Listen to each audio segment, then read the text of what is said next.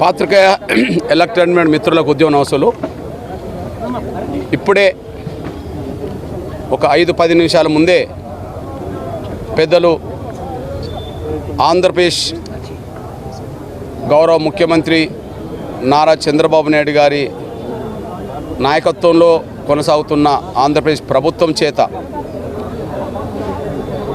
SC వర్గీకరణ మీద నియమించబడ్డ ఏకసభ్య కమిషన్కు చైర్మన్గా నియమించబడ్డ గౌరవ రాజీవ్ రంజన్ మిశ్రా గారిని కలిసి ఆంధ్రప్రదేశ్లో ఎస్సీ రిజర్వేషన్ల వర్గీకరణ ఆవశ్యకత మీద ఒక వినతి పత్రం మాదిగలందరి పక్షానే కాకుండా మాదిగలతో పాటు రిజర్వేషన్ల ఫలాలు పొందని దళిత కులాలందరి పక్షాన ఎంఆర్పిఎస్ ఒక వినతి పత్రం ఇచ్చింది. వినతి పత్రానికి ఆధారంగా కమిషన్ నివేదికలు, కోర్టులలో సుప్రీంకోర్టు జడ్జీల తీర్పులు, డాక్టర్ బాబాసాహెబ్ అంబేద్కర్ అభిప్రాయాలు, సమాజంలో ఉండబడే అన్ని వర్గాల మేధావుల అభిప్రాయాలన్నిటినీ సాక్ష్యాలుగా ఆయనకు అందించడం జరిగింది. ప్రధానంగా మేము గౌరవ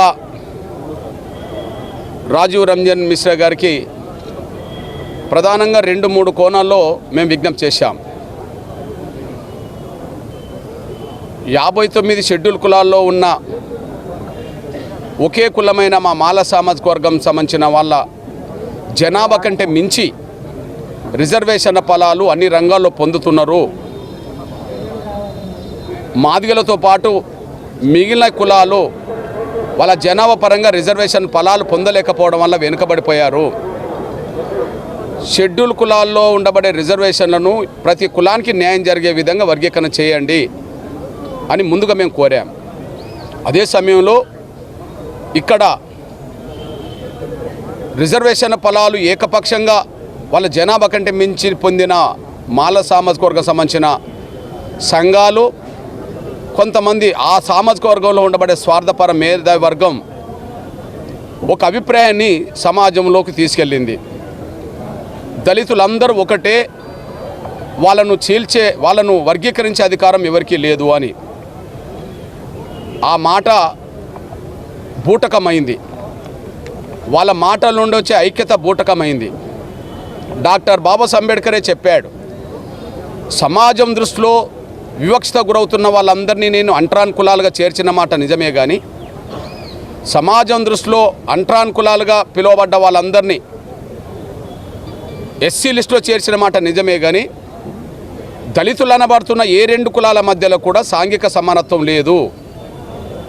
ఏ 2 కులాల మధ్యలో ఇచ్చిపుచ్చుకునే వ్యవహారాలు లేవు. కంచం పొత్తు మంచం పొత్తు లేదు అని చెప్పి డాక్టర్ బాబాసాహెబ్ అంబేద్కర్ చెప్పాడు. ప్రతిరోజు డాక్టర్ బాబాసాహెబ్ అంబేద్కర్ గురించి గొప్పగా మాట్లాడే ఈ మాల నేతలకు డాక్టర్ బాబాసాహెబ్ అంబేద్కర్ మాట్లాడిన మాటలు ఇంతవరకు అర్థం కాకుండా పోయినాయా? అర్థమై కూడా దాన్ని దాసే ప్రయత్నం చేస్తున్నారా? రెండో విషయం చెప్తున్నా నేను, దళితుల ఐక్యత గురించి మాట్లాడే ఈ మాల మేధావి వర్గం స్వార్థపరులు ఏ మాలమాదిగ పల్లెలోనైనా మంచం పొత్తు అంటే పెళ్లి సంబంధాలు చూసుకోగలుగుతున్నారా? ఎక్కడనన్నా ఏ 2 పల్లెల మధ్యనన్నా వివాహ సంబంధాలు కొనసాగుతాయా? ఒక 10,000 గ్రామ పంచాయతీలు ఆంధ్రప్రదేశ్లో ఉన్న, దేశంలో, రాష్ట్రంలో, తెలంగాణలో ఉన్న ఏ 2 పల్లెల మధ్యలో ఇచ్చిపుచ్చుకునే వ్యవహారాలు లేనప్పుడు వాళ్ళు చెప్పే ఐక్యత అనేది బూటకం కాదా? డాక్టర్ బాబాసాహెబ్ అంబేద్కర్ నిచ్చెన మెట్ల వ్యవస్థతో పోల్చాడు కుల వ్యవస్థను. 2 కులాల మధ్యలో సాంఘిక సమానత్వం లేదని చెప్పాడు. అది దళితుల్లో కూడా లేదని కూడా చెప్పాడు. దళితుల్లో లేదని ఆయనే చెప్తే, దళితుల మధ్యలో ఐక్యత లేదు అని చెప్పి, ఇచ్చిపుచ్చుకోవడం లేదని చెప్పి 2 పల్లెలు సాక్ష్యం నిలబడితే, కేవలం రిజర్వేషన్ ఫలాలు దోసుకోవడం కోసం మాత్రమే వీళ్ళు ఐక్యత అనే జపం మాట్లాడుతున్నారు తప్ప న్యాయం అయిన వాదన వాళ్ళ దగ్గర లేదని చెప్పి మేము చెప్పడం జరిగింది. నంబర్ 1.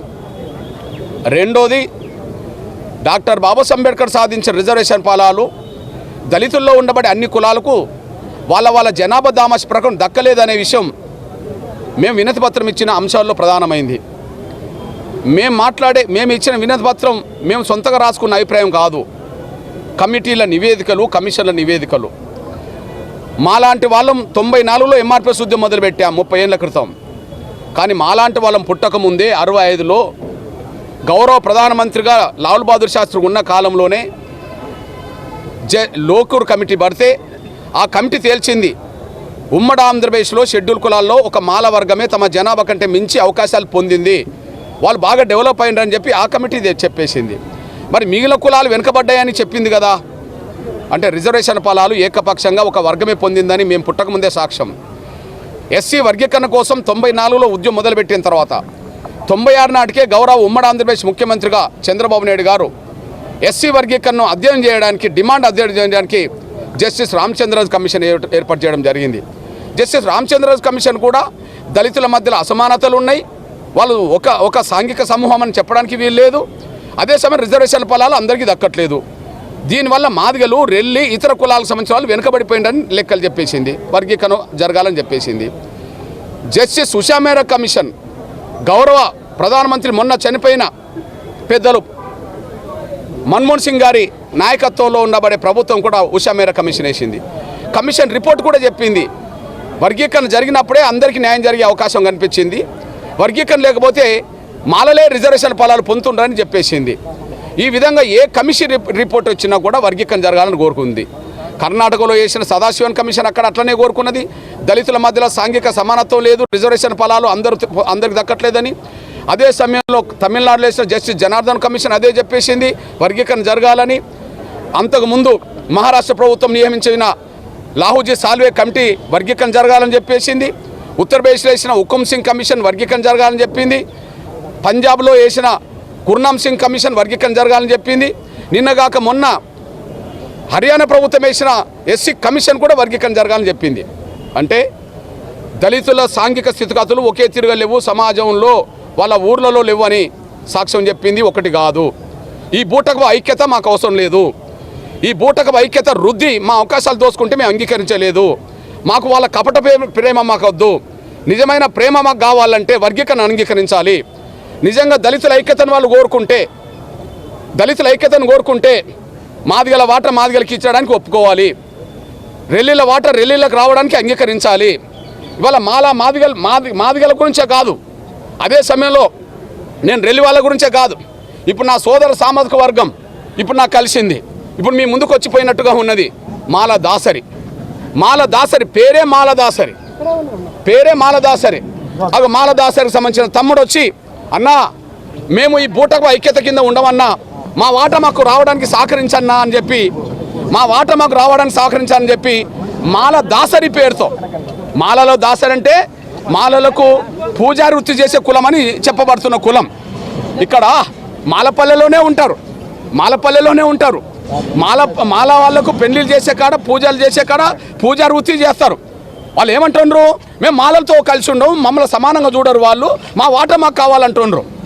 ఒక మాలపల్లెలో ఉండబడే మాలదాసరులే వర్గీకరణ కోరుకుంటూ, అన్న మీ సహకారం కావాలి, మాకు ఏబిసిడి గ్రూప్లో డి గ్రూప్లో చేర్చడానికి మీ సాయం కావాలని అడుగుతుంటే, రెండు మాదిగ పల్లెల్లో ఐక్యత లేదు, సాంఘిక సమానత్వం లేదు, ఇచ్చిపుచ్చుకోవడాలు లేవు, కేవలం దోసుకోవడానికి మాత్రమే ఐక్యత గురించి వాళ్ళు మాట్లాడుతుండ్రు.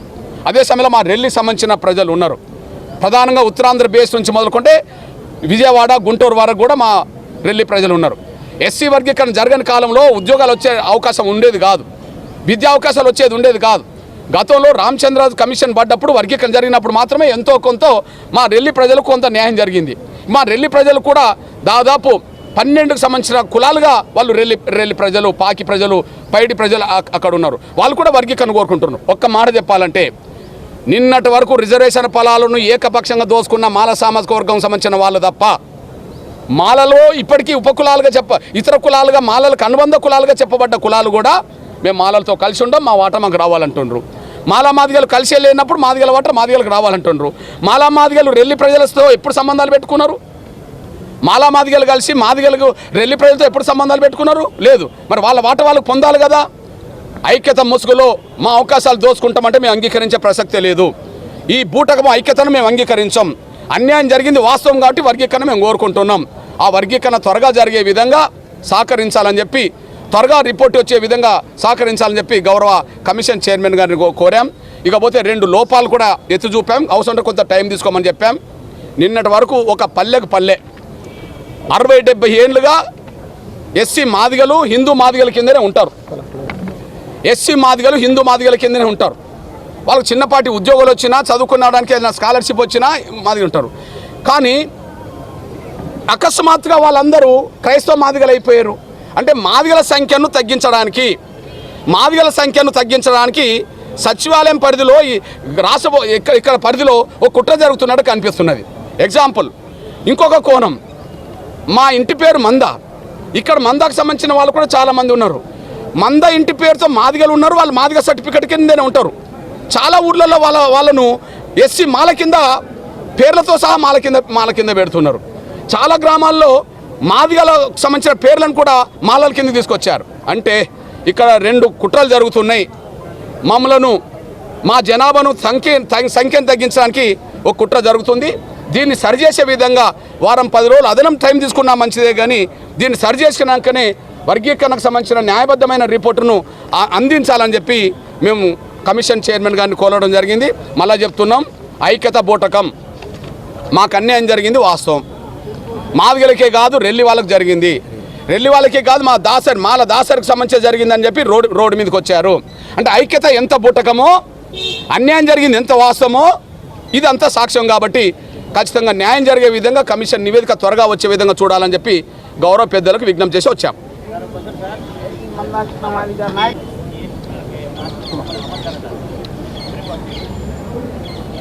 ఇప్పుడు కూడా ప్రభుత్వం తీసుకునే ప్రతి నిర్ణయానికి చట్టబద్ధత కావాలంటే కమిషన్ నివేదిక వచ్చినాక బహుశా అది క్యాబినెట్ ముందుకు పోతుంది. క్యాబినెట్ ముందుకు పోయిన తర్వాత దానికి చట్టరూపం కల్పించడానికి ప్రభుత్వం చట్టరూపం తీసుకొస్తుందని మేము ఆశిస్తున్నాం. చట్టరూపం రావాలని కోరుకుంటాం. వైపు నుంచి ప్రభుత్వం మీదే అధికారంలో ఉంది, మీరు కూడా ప్రభుత్వంలో భాగస్వామ్యంలో ఉన్నారు. అటువంటిప్పుడు చట్టబద్ధ అసెంబ్లీలో బిల్ పాస్ చేసి కేంద్రానికి పంపించేస్తారు కదా. కేంద్రంలో మీ మోడీ గారే ఉన్నారు, మొత్తం క్లియర్ అయిపోతుంది కదా మీకు. అంటే సులువు అవుతుంది కదా అని మీరు అపరిపక్వతతో ఉండి ప్రశ్నలు ఎత్తే మేము చెప్పేది ఏం లేదు. ఏం మాట, నువ్వు ఒక విలేకరుగా మాట్లాడినావా, నువ్వు ఇంకేదైనా మాట్లాడినావా? ఏం ప్రశ్న నీది? అది మా మోడీ ఏంది? అదేందా పద్ధతి? మా మోడీ ఏంది? దేశానికి ప్రధానమంత్రి అయినా అందరి మోడీ కాదా? ప్లేస్ అట్లా పక్కకు పెట్టండి. అట్లా మీ ప్రశ్నలోనే మీ ఆలోచన తప్పుడు ఆలోచన ఉంటుంది. నేను చెప్తా పట్టండి. అసలు మళ్ళీ రాష్ట్ర ప్రభుత్వం మళ్ళీ కేంద్రానికి ఎందుకు పంపాలి? సుప్రీంకోర్టే రాష్ట్ర ప్రభుత్వాలకు అధికారం అని చెప్పిన తర్వాత సుప్రీంకోర్టు అత్యున్నత న్యాయస్థానం చీఫ్ జస్టిస్ గారి ఆధ్వర్యంలో ఎస్సీ వర్గీకరణ చేసుకునే అధికారం రాష్ట్రాలకే ఉన్నదని చెప్పింది. కాబట్టి రాష్ట్రాలకు ఉన్న అధికారం మేరకు రాష్ట్రం చట్టం తీసుకొస్తుంది, కానీ మళ్ళీ వీళ్ళు తీసుకొచ్చి కేంద్రానికి ఎందుకు పంపాలి? సుప్రీంకోర్టు తీర్పు ప్రకారము రాష్ట్రాలకి అధికారం ఉన్నది. మరి రాష్ట్రాలకు అధికారం లేదని చెప్పి కేంద్రానికి పంపాలి. వీళ్ళను ఎందుకు పంపమంటున్నావు? మీరు ఎందుకు పంపంటున్నారు?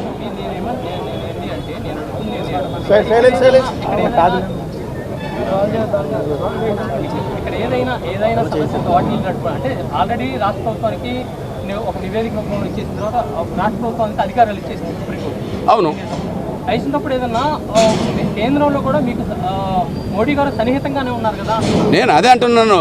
సబ్జెక్టు రాష్ట్ర ప్రభుత్వాల చేతిలో ఉన్న అంశం మీద నేను కేంద్రానికి ఎందుకు పోవాలి? రాష్ట్ర ప్రభుత్వాల చేతుల అంశం మీద నేను కేంద్రానికి పోవడానికి అవకాశం ఉన్నది. సుప్రీంకోర్టు ఎస్సీ వర్గీకరణ చేసుకునే అధికారం రాష్ట్రాలకు ఉన్నదని స్పష్టమైన తీర్పు చెప్పేసింది. ఆ తీర్పును అనుగుణంగా తొందరగా అమలు చేయమని మేము కోరాం. ఎట్లా అమలు చేయాలో తెలుసుకోవడానికి కమిషన్ పడ్డది. కమిషన్కు నివేదిక ఇవ్వడం జరిగింది. రాష్ట్ర ప్రభుత్వ పరిధిలో అధికారం ఉన్న అంశం మీద నేను కేంద్రం దగ్గరికి నన్ను ఎందుకు ఇవ్వమంటున్నావు? అంటే నేను సుప్రీంకోర్టు తీర్పు నేను గౌరవించొద్దా? మీరు గౌరవించారా? ఈ దేశంలో అత్యున్నత న్యాయవ్యవస్థ అంటే సుప్రీంకోర్టే కదా. సుప్రీంకోర్టు తీర్పుకు అందరం కట్టుబడి ఉండాల్సిందే కదా. మళ్ళీ సుప్రీంకోర్టు తీర్పును కూడా కాదని నేను ఎట్లా పోతా? నువ్వు ఎట్లా పోమంటున్నావు? నాకు సలహా చెప్తావు?